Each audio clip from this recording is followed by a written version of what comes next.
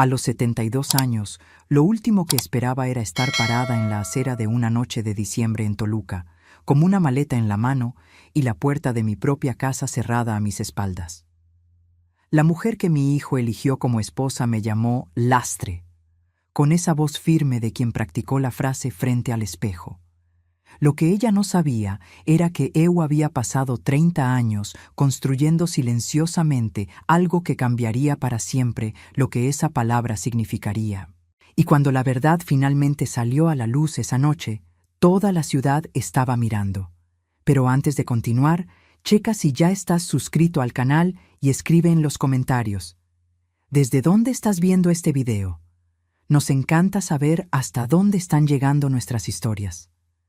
Tengo 72 años, artritis en ambas manos, una rodilla izquierda que tiene opiniones propias sobre el clima, y hasta esa noche de viernes creía que sabía exactamente cómo estaban las cosas en mi mundo. Estaba equivocada. La casa era mía. 4 recámaras, piso de madera de encino que yo misma elegí cuando tenía 40 y tantos, y aún creía que las cosas bonitas duraban para siempre. Pagué las últimas mensualidades en 2019, solita, con el dinero que fui ahorrando centavo a centavo después de que mi esposo, Aurelio, murió. Firmé las escrituras a nombre de mi hijo Marcos hace 3 años, cuando la rodilla se puso mal tras la cirugía y él me dijo: «Mamá, ven a vivir con nosotros, es temporal, solo en lo que te recuperas». Temporal. Palabra traicionera. Palabra que cambia de tamaño dependiendo de quién la use. Aquel viernes, 9 de diciembre, lo escuché todo desde mi cuarto, el pequeño, el que estaba al fondo del pasillo, que antes era una bodega de despensa antes de que Marcos lo limpiara para mí. Las paredes de esa casa eran delgadas como promesas, y la voz de Jimena, mi nuera, no hacía ningún esfuerzo por ser discreta. Ella hablaba con esa cadencia calculada de quien eligió cada palabra con anticipación. Decía que yo ocupaba demasiado espacio, que interfería en la crianza de los nietos, que me había vuelto una carga. Y Marcos se quedaba en silencio al otro lado de la cocina. Y ese silencio me dolió más que cualquier palabra que ella dijo. Me levanté de la cama despacio. Agarré el abrigo café que compré hace más de 20 años en una tienda del centro histórico que hoy es una farmacia. Agarré la bolsa que mantenía lista desde hace 15 años. Hábito antiguo, de una vida que Marcos nunca supo que yo tenía. Y fui hacia la puerta. No entré a la cocina para confrontarlos. No era el tipo de escena que quería tener. Fui directo a la salida, y cuando Marcos me vio en el pasillo, con el abrigo puesto y la bolsa en la mano, solo dijo: «Mamá, solo eso». No fue un ruego. No fue un arrepentimiento. Fue una constatación, como si estuviera nombrando un problema que no sabía cómo resolver. Yo abrí la puerta y salí. La noche de diciembre en Toluca no tiene piedad. El viento viene de un ángulo que parece personal, que parece elegido específicamente para ti. Me quedé parada por un instante en el porche, mirando la calle cubierta de un aguanieve leve, pensando que había sido expulsada de mi propia casa con tanta eficiencia que ni tuve tiempo de indignarme bien. Entonces Jimena apareció detrás de mí, en el umbral. No sé si fue impulso o si ella lo había planeado también, pero lo lo dijo recio, con esa firmeza de quien finalmente soltó lo que estaba guardando. «Váyase, doña Lucía.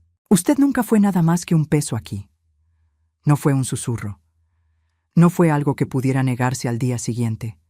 Palabras limpias, pronunciadas con claridad, en el frío de diciembre. Marcos estaba detrás de ella. Vi su sombra en el vidrio de la puerta. No dijo nada. Bajé los 3 escalones de la entrada y empecé a caminar por la banqueta. No tenía destino.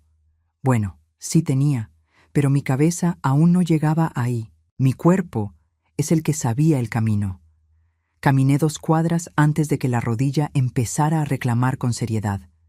El frío aprieta las articulaciones de un modo que ningún médico explica bien, que ninguna medicina resuelve por completo. Me detuve en una parada de camión, me apoyé, respiré profundo. No estaba cayendo nieve pesada, pero estaba chispeando. pequeños copos que se posaban en los hombros del abrigo café y se quedaban ahí, quietos, como si no quisieran irse. Pensé en Aurelio. Pensé en la forma que tenía de aparecer exactamente cuando lo necesitaba, sin que yo tuviera que pedirlo. Pensé en cómo habría reaccionado a esa noche, con esa calma que parecía terquedad, pero era, en realidad, pura certeza. Él siempre supo quién era. Nunca necesitó que nadie lo confirmara. Yo aprendí eso de él demasiado tarde, o tal vez en el momento justo. Saqué el teléfono. Tenía 3 nombres a los que podía llamar en ese momento. 3 personas en el mundo que me conocían de verdad. No la versión que Marcos había heredado, la madre viuda y jubilada con la rodilla mal, sino la versión completa. Llamé a Lola, maestra jubilada, 68 años, voz de soprano y corazón del tamaño de un estadio. Contestó al segundo tono, como siempre. Dije solo dónde estaba. Ella no hizo preguntas. Dijo que ya iba para allá.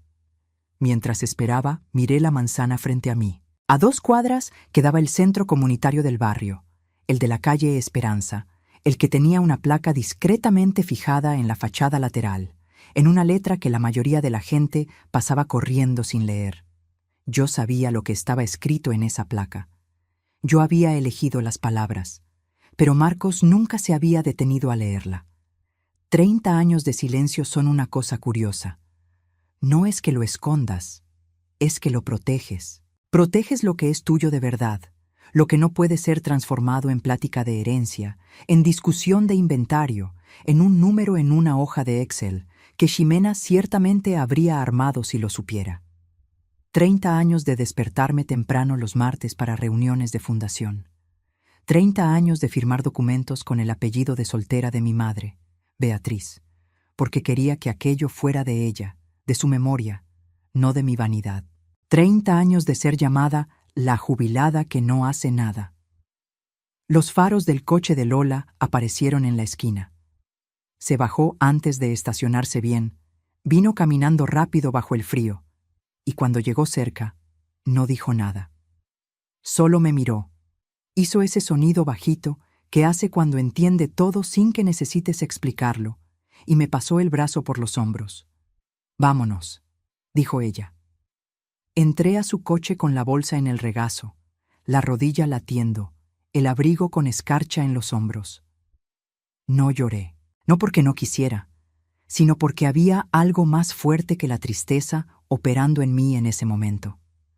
Algo que solo lograría nombrar más tarde, cuando la noche terminara y entendiera lo que se había puesto en movimiento. La ciudad pasaba por la ventana. Las luces de Navidad en los postes, los adornos en las vitrinas, las banquetas blancas y silenciosas. Toluca en diciembre tiene una belleza fría que nunca aprendí a no sentir, incluso después de todos estos años. Lola manejó sin preguntar a dónde. Ella sabía, claro que sabía. Detuvo el coche en la calle Esperanza, frente al centro comunitario, y me quedé mirando por la ventana por un momento antes de salir. El edificio estaba iluminado. Eran casi las 10 de la noche de un viernes de diciembre y había luz en todas las ventanas del centro. No era raro. Los viernes eran noche de regularización escolar para los adolescentes del programa y el personal de coordinación solía quedarse hasta tarde. Pero había también demasiados coches estacionados en la calle y había un grupo de gente afuera, en el frío, que no parecía estar esperando el camión. «¿Qué está pasando?», pregunté. Lola tenía esa expresión que usa cuando sabe más de lo que está diciendo. «Entra», dijo. «Vas a entender». Bajé del coche con cuidado, la rodilla protestando en cada centímetro. Había dejado de chispear por unos minutos, pero el frío se había quedado calado. Fui caminando despacio hacia la entrada, y cuando la gente de afuera me vio, hubo un momento de silencio colectivo que no supe interpretar de inmediato. Entonces, una mujer que yo conocía, Sonia, que coordinaba el grupo de alfabetización de adultos los miércoles, vino hacia mí con ese paso decidido suyo y dijo solo, «Gracias a Dios», como si me hubiera estado esperando. Por dentro, el centro estaba lleno, no lleno de evento, lleno de personas que estaban ahí por una razón específica, reunidas en grupos de 2 y 3, platicando en voz baja, con esa energía de quien está aguardando algo. Reconocí rostros en todas partes, maestros del programa de apoyo, madres que había visto en reuniones de padres, los 3 muchachos del taller de música que habían ganado la beca el año anterior, la directora de la escuela primaria de la calle de abajo, a la que nunca había visto en persona, solo por correo. Ninguno de ellos debería saber quién era yo. Es decir, todos estaban ligados a la Fundación Beatriz de alguna forma, pero la Fundación Beatriz no tenía un rostro público. Nunca lo tuvo. Ese era el punto. Sonia me guió al fondo del salón, a la oficinita que funcionaba como coordinación, y cerró la puerta. Era un cuarto pequeño, con un escritorio, sillas plegables, un estante lleno de carpetas de colores y en la pared un tablero de corcho cubierto de fotos de alumnos graduados a lo largo de los años. Me había sentado en esa oficina cientos de veces, pero nunca de esa forma, con la bolsa aún en la mano, el abrigo mojado, recién salida de mi propia casa por segunda vez en la vida. La primera había sido cuando Aurelio murió y no pude quedarme entre esas paredes por 3 días seguidos. Salí caminando y solo volví cuando tuve a dónde volver. ¿Cómo te enteraste?, le pregunté a Sonia. Lola llamó, dijo ella. Pero Lola no fue la única. Margarita también llamó. La hija de la señora de la esquina, ¿sabes? Ella te vio saliendo. El pueblo chico dentro de la ciudad grande. Así funcionaba el barrio. Siempre funcionó así. Sonia puso una taza de café en mi mano antes de que yo lo pidiera, y salió a buscar algo para ponerme en la rodilla. Me quedé sola por unos minutos en esa sala, con el café caliente entre las palmas de las manos con artritis, mirando las fotos en la pared. Rostros jóvenes con toga y birrete, sonriendo con esa sonrisa específica de quien no imagina todavía cuánto el mundo va a poner a prueba esa sonrisa. Muchos de esos rostros los había visto crecer en fotos anuales enviadas por el programa. Ninguno de ellos sabía mi nombre, o al menos eso pensaba yo. Había una foto más grande en el centro del tablero que yo no había puesto ahí. Era reciente, debía tener unos 2 años, y mostraba a un grupo de graduados frente a este mismo edificio, con la placa de la fachada lateral visible al fondo. La placa con las palabras que yo había elegido. Construido por Beatriz, con amor, en silencio, para siempre. Sonia volvió con una bolsa de hielo improvisada y una mirada que tenía preguntas, pero no hizo ninguna. Ese es el tipo de amistad que solo construyes después de los 60, la que sabe cuándo callar. Mientras el hielo aliviaba la rodilla, oía afuera el murmullo creciente de más gente llegando, y empecé a entender que Lola había hecho más que llamar a Sonia. Lola había jalado un hilo, y el hilo había jalado otro, y a las 10 de la noche de un viernes frío, algo se estaba armando en ese salón sin que yo lo hubiera pedido y sin que pudiera detenerlo. 30 años de silencio, pensé, y todo lo que se necesitó fue una noche para que terminara. A las 11 de la noche había una cámara de televisión frente al centro comunitario. Sonia vino a contármelo con ese tono de quien trata de preparar a alguien para una noticia que no tiene forma de suavizar. Una reportera de un canal local se había parado por casualidad, atraída por el movimiento inusual de un viernes por la noche, y le había preguntado a uno de los chavos del taller de música qué estaba pasando. Él le contó, así de simple. Me enteré sentada en la oficinita con la bolsa de hielo y el segundo café en la mano, y lo primero que pensé fue, Marcos lo va a ver. Lo segundo que pensé fue, bueno, no es que quisiera que él lo supiera de esta forma. Durante 30 años me había preguntado cómo sería contárselo. Había imaginado pláticas calmadas, cenas largas, el tipo de revelación que tienes tiempo de preparar y él tiene tiempo de procesar. No había imaginado una cámara de televisión y una noche de helada y una maleta que traje para no tener que volver a pedir mis cosas. Pero a veces la vida organiza las cosas sin consultar tu preferencia. Lola entró a la oficinita y cerró la puerta con ese cuidado de quien trae una conversación importante. Se sentó en la silla plegable frente a mí y se me quedó viendo un segundo antes de hablar. Tienes que saber, dijo ella, que este edificio entero está lleno de gente que vino porque quiso. Nadie llamó a 2/3 de ellos. Ellos simplemente aparecieron. La miré. Sonia mandó mensaje al grupo del programa, continuó. Y de ahí cada persona mandó al suyo, y luego alguien mandó al grupo de la escuela. Ya conoces cómo funciona esto. Lo conocía. Era así como el barrio funcionaba desde hacía 40 años. Una red invisible de personas que se cuidaban porque habían aprendido que nadie más iba a hacerlo por ellas. Lucía, dijo Lola, despacio. Ellos saben. El barrio sabe. Siempre supo. Aquello se quedó flotando en la sala por unos instantes. ¿Siempre supieron qué? De la fundación. ¿De quién es Beatriz? Hizo una pausa. No todo el mundo, no los detalles, pero la gente que trabaja aquí hace años, que vio crecer los programas, que vio de dónde venían los recursos, tenían sus sospechas.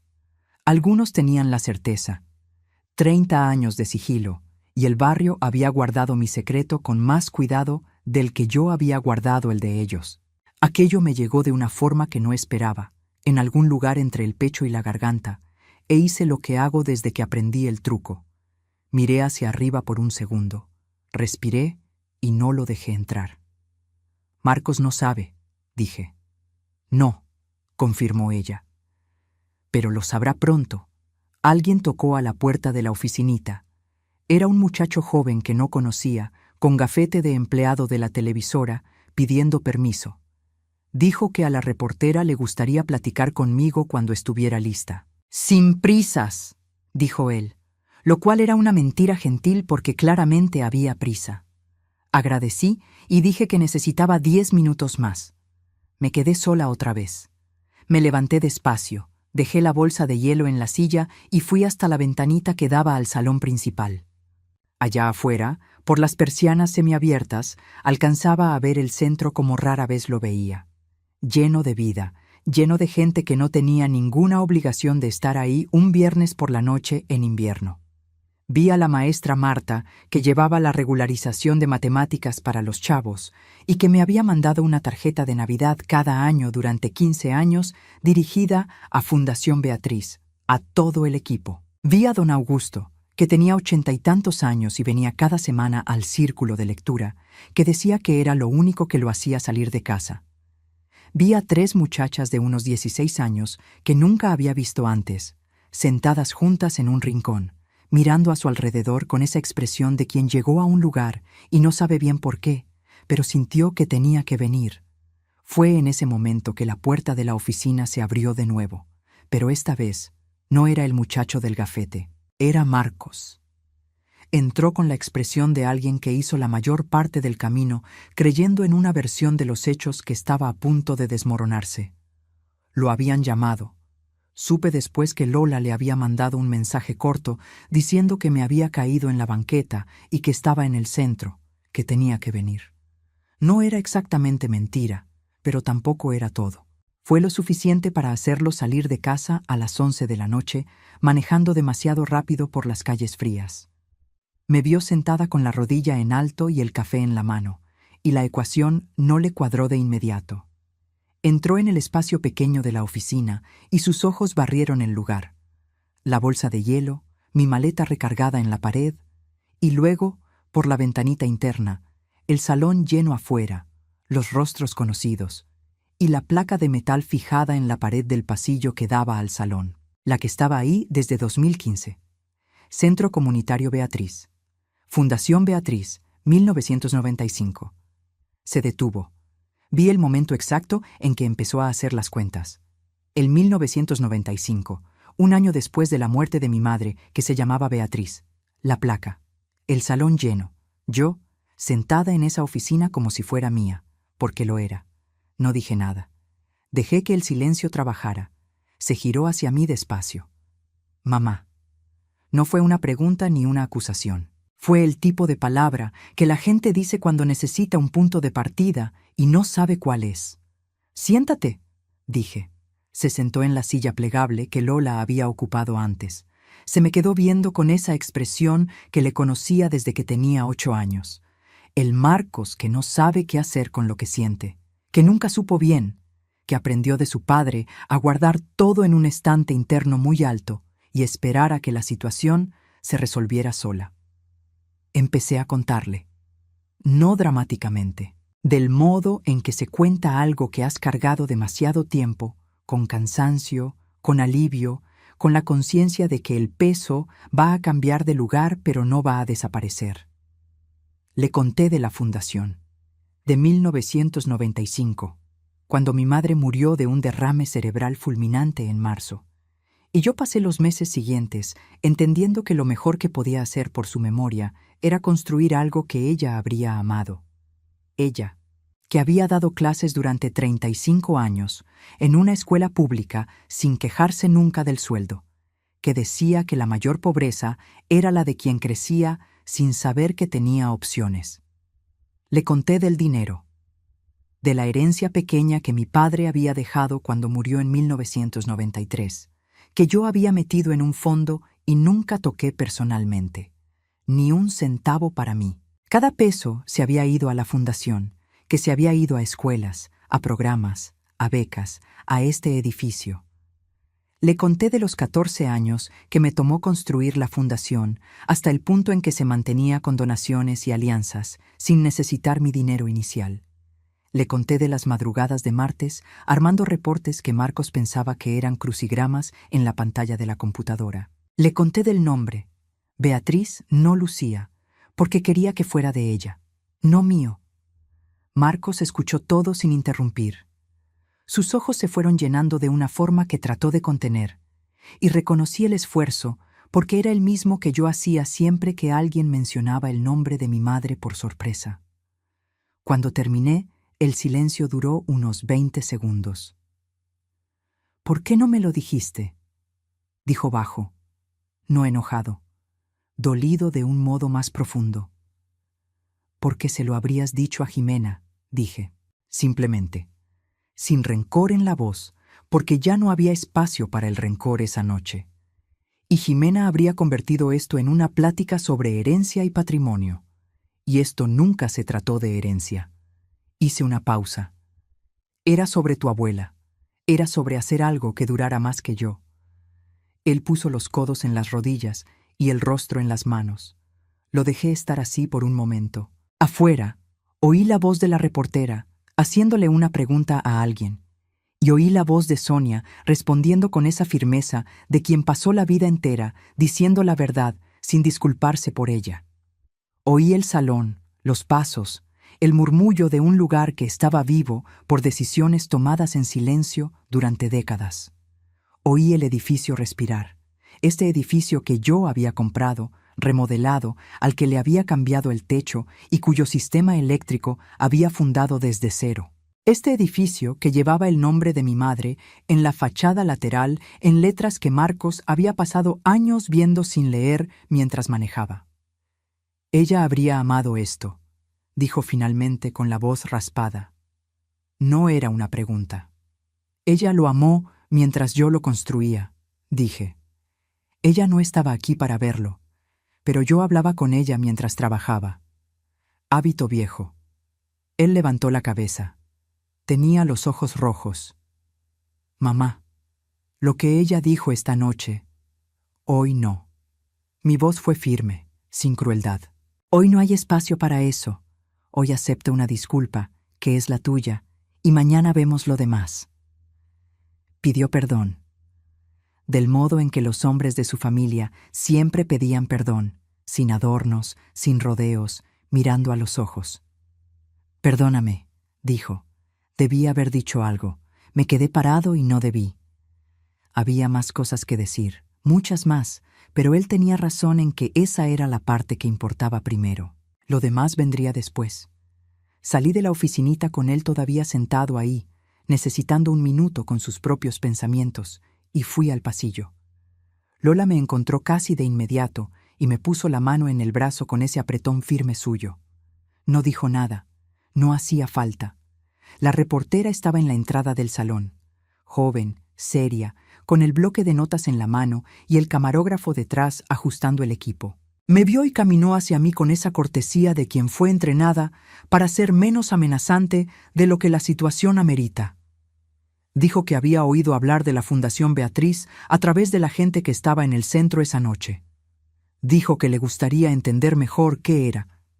Dijo que había una historia aquí. Había 30 años de historia. Había 14 escuelas en 3 estados. Había 231 becas universitarias, el número que había checado en el último reporte de junio. Estaba este edificio, este salón, estas personas que habían aparecido en una noche de invierno porque supieron que algo andaba mal y decidieron que no era asunto suyo quedarse en casa. «Deme 2 minutos», le dije. Fui al baño del fondo, el chiquito, el que tenía un espejo manchado que necesitaba cambio hace 2 años y que yo había anotado para la próxima reunión de presupuesto. Me miré al espejo. 72 años, abrigo café viejo, rodilla que latía en ciclos regulares, cabello blanco que había dejado de teñir cuando decidí que tenía cosas más interesantes que hacer con mi tiempo. Pensé en Aurelio, pensé en mi mamá. Pensé en los 30 años de reuniones de martes, de reportes nocturnos, de decisiones tomadas en silencio sobre a dónde iba el dinero, sobre qué programa necesitaba más apoyo, sobre qué escuela se estaba cayendo a pedazos por falta de recursos. Pensé en Ximena, en ese momento, viendo el noticiero de las 11 en una casa que había sido mía antes de ser de ella. Volví al salón. La reportera me esperaba con la cámara ya posicionada. La gente alrededor abrió un espacio discretamente, como quien entiende que está siendo testigo de algo. Me quedé de pie con mi bolsa al hombro, mi abrigo café, mi rodilla con sus opiniones. Miré a la cámara y pensé que, en algún lugar, a 14 manzanas de ahí, en una sala que un día fue mía, una televisión estaba encendida. «Puede preguntar», dije. La reportera preguntó qué era la Fundación Beatriz. Pensé por un segundo antes de responder. No porque no lo supiera, porque quería decirlo de la forma correcta, la forma que mi madre habría usado si hubiera sido ella la que construyó. «Es una historia de amor», dije. «Empezó cuando mi madre murió, y necesité una forma de no dejar que se fuera por completo. Duró 30 años, y todavía está sucediendo». La reportera preguntó por qué el silencio, por qué 30 años sin hacerlo público. «Porque no era para ser público», dije. «Era para ser útil. Hay una diferencia grande entre esas dos cosas». Preguntó qué me había traído al centro esa noche. Hice una pausa. Miré el salón lleno, a Sonia apoyada en la pared con los brazos cruzados y una sonrisa que trataba de contener. A los 3 muchachos del taller de música sentados en el piso, con los instrumentos en el regazo, como si esperaran una señal. A don Augusto, que se había quedado dormido en una silla en la esquina con toda la dignidad de alguien que decidió que se quedaría hasta el final. «La gente vino», dije, «así que yo vine también». Después de que la cámara dejó de grabar, el salón se fue vaciando despacio, con esa cadencia de quien no quiere irse, pero entiende que la noche llegó a su fin. Las despedidas eran cortas, un apretón de manos, un abrazo, algunas palabras que yo ya no alcanzaba a guardar todas porque había llegado al límite de cosas nuevas que mi cerebro procesaba en 24 horas. Lola decidió que me quedaría en su casa esa noche. No preguntó, avisó, que es el tipo de cosas que solo los amigos de 40 años hacen y que solo se les tolera a ellos. Marcos apareció en el pasillo cuando me estaba despidiendo de Sonia. Se quedó parado a unos 3 metros, con esa expresión de hombre que no sabe a ciencia cierta si tiene permiso para acercarse. Hice un gesto con la cabeza. «¿Puedes venir?» Vino. Nos quedamos lado a lado por un momento, mirando el salón que se estaba quedando vacío. «Voy a hablar con ella», dijo. No necesitó especificar quién era ella. «Sé que lo harás», dije. «No va a ser una plática fácil». Las pláticas necesarias rara vez lo son. Se quedó callado por un momento. Afuera, a través de las ventanas altas del centro, alcanzaba a ver que el aguanieve había vuelto.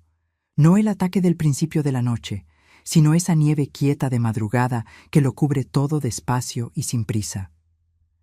A la abuela Beatriz le habría encantado este lugar, dijo. Sonreí, no de tristeza, no de melancolía, sino de esa forma en que sonríes cuando alguien finalmente ve lo que tú llevas mirando 30 años. Ella fue la que me enseñó todo lo que sé sobre construir cosas que duren. Dije, yo solo pagué la cuenta. Nos despedimos en la acera, con esa extrañeza de despedida que no es definitiva, pero es un punto de inflexión, del tipo que sientes en el momento y recuerdas años después. Me abrazó por más tiempo de lo habitual. No dijo nada. A veces no hay nada que decir.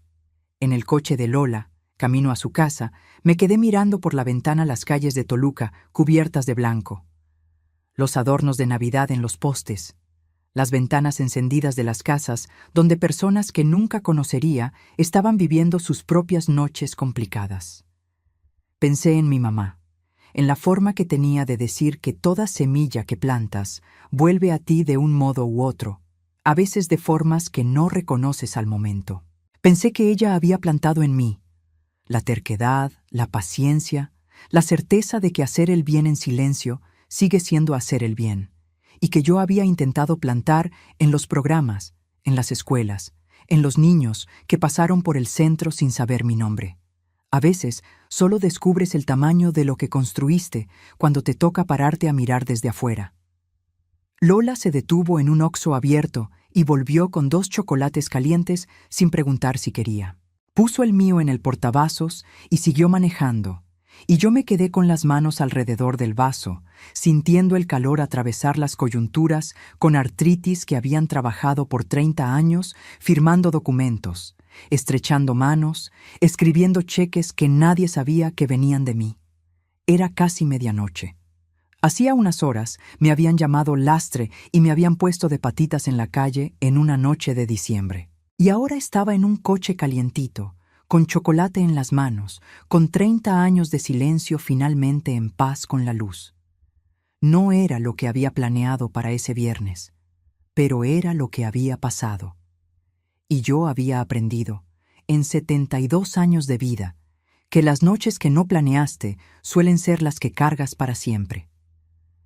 A la mañana siguiente, sentada en la cocina de Lola con café y pan tostado y la luz fría de sábado entrando por la ventana, mi vida se había movido de lugar sin que nada de inmediato fuera diferente.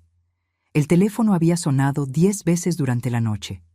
Lo había dejado en silencio, pero veía las notificaciones. Marcos, Jimena, 2 veces, lo cual no esperaba. La directora de la primaria. Una asesora del municipio que seguía los programas de educación. Y un número que no reconocí hasta que abrí el mensaje y entendí que era la hermana de Jimena, que me había visto en las noticias y quería saber más sobre el programa de becas para hijos de trabajadores públicos. Irónico, de un modo que me habría parecido más chistoso si no estuviera tan cansada. Llamé a Marcos a media mañana. Contestó rápido, con ese tono de alguien que se había quedado despierto también. Me dijo que había hablado con Jimena. Me dijo que había sido difícil. Me dijo que había dicho cosas que tenían que decirse, del modo en que tenían que decirse. No me pidió que volviera a la casa, que era la respuesta correcta. Yo había tomado una decisión desde la noche anterior, sentada en esa oficinita con el hielo en la rodilla. La casa en la calle de las Camolias, la que yo había pagado y firmado a nombre de Marcos, iba para la fundación. Había consultado a mi abogada 3 semanas antes sobre el papeleo. No por premonición, sino porque cuando tienes 72 años y artrite y una rodilla que te falla en días de lluvia, aprendes a no dejar para después las cosas que importan. La casa se convertiría en vivienda transitoria para familias en situación de vulnerabilidad vinculadas a los programas del centro. Había una lista de espera. Había familias que necesitaban 6 meses para estabilizarse antes de conseguir una renta propia. La casa tenía 4 recámaras. Tenía sentido de un modo que me parecía obvio desde antes de saber que necesitaría usarlo. Marcos se enteró en esa llamada. Se quedó en silencio por un momento largo y luego dijo, «Está bien, mamá». Solo eso, que era todo lo que necesitaba decir. Jimena llamó al final de la tarde. Contesté. La plática fue corta. No pidió perdón por lo que había dicho. no en esa llamada, tal vez nunca del modo en que yo esperaría. Pero dijo que había entendido algo mal sobre quién era yo y que estaba tratando de entender mejor. Era un comienzo pequeñísimo, del tipo que puede ser el inicio de algo o puede no ser nada. Yo no lo sabía. No necesitaba saberlo todavía. Lo que yo sabía era esto. No era un peso. Nunca lo había sido. Y ya no necesitaba la aprobación de nadie para saberlo. En los días que siguieron, la historia corrió. El noticiero local dio seguimiento. Un periódico del estado pidió una entrevista. El municipio mandó un oficio pidiendo una reunión para discutir una alianza formal. La Fundación Beatriz, que había existido en silencio por 30 años, de repente tenía un rostro. El mío, con 72 años, abrigo café y rodilla obstinada. Me acostumbré a eso despacio. No era por lo que lo había construido, pero el trabajo era demasiado bueno para quedarse escondido por más tiempo. Mi mamá habría dicho que las cosas tienen su propio tiempo para aparecer. Yo había esperado el tiempo de ella. Me mudé a un departamento pequeño en la misma calle del centro, a 3 cuadras de distancia. 2 recámaras, ventana a la calle, elevador que funcionaba la mayoría de las veces. Lola me ayudó a mudarme un sábado soleado de enero, con esa alegría específica de quien está viendo a una amiga finalmente aterrizar en el lugar correcto. Puse en la pared de la sala una foto de mi madre. No el retrato formal de su cumpleaños 80 que estaba en todos los álbumes de la familia, sino una foto vieja que yo había guardado por décadas. Ella en la sala de la casa donde crecimos, sentada en el sillón amarillo, riéndose de algo fuera de cuadro, con esa risa que le tomaba toda la cara. Cada mañana, antes del café, me quedo un segundo frente a esa foto. No para pedir permiso, no para pedir fuerza, solo para recordar de dónde vinieron las mejores partes de lo que soy. 30 años es mucho tiempo para cargar un secreto. Pero a veces el silencio es la forma más honesta de decir que una cosa le pertenece a alguien que ya no está aquí para recibirla. Yo cargué el silencio hasta que ya no me necesitó más. Y cuando la puerta se cerró aquella noche de diciembre y el viento frío de Toluca me encontró en la banqueta y me quedé parada por un segundo sin saber exactamente a dónde ir, fue mi madre la que me orientó, como siempre. 3 cuadras a la izquierda. El edificio iluminado, su nombre en la fachada, a casa. Ahora, si te gustó esta historia, dale clic a suscribirte y dime en los comentarios qué parte te dejó con la boca abierta. Y no olvides hacerte miembro para tener acceso a videos exclusivos que no subo aquí. Te espero allá.